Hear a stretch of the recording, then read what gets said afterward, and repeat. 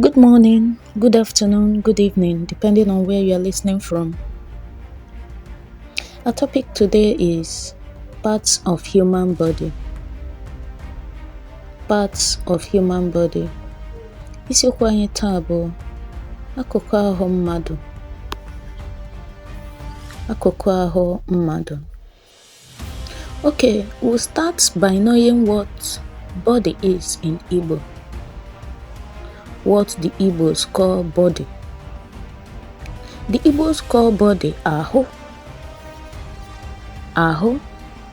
Then when you say human body is ahụ mmadụ. Ahụ mmadụ. Ọ dị mma, anyị ga-aga n'ihu ịmata ihe ndị Igbo na-akpọ akụkụ ahụ mmadụ dị iche iche. That special name Igbos call various parts of human body. We'll start by knowing what the Igbos call ankle. The Igbos call ankle mgbaji ụkwụ, back, azụ.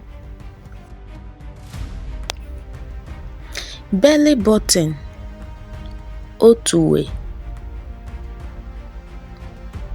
Bone, ọkpụkpụ. Cheek, agba ntị.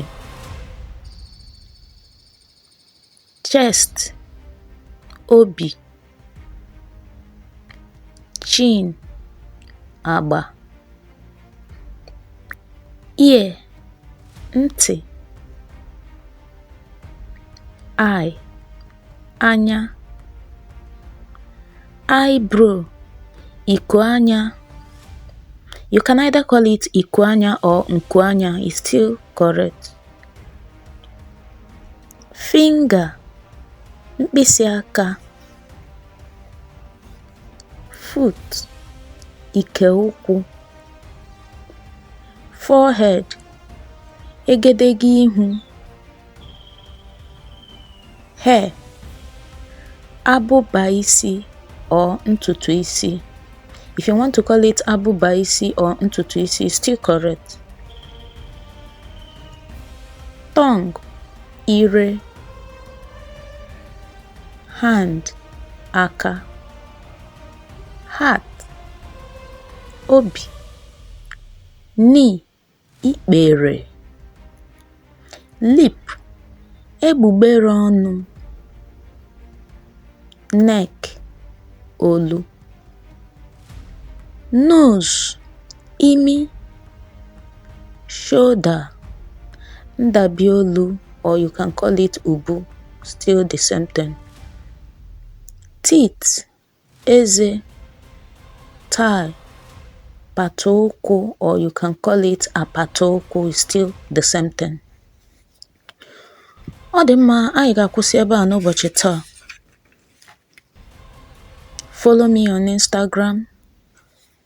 You can see my Instagram name there. Subscribe to my YouTube channel and click on the notification bell to be notified whenever a new video is posted.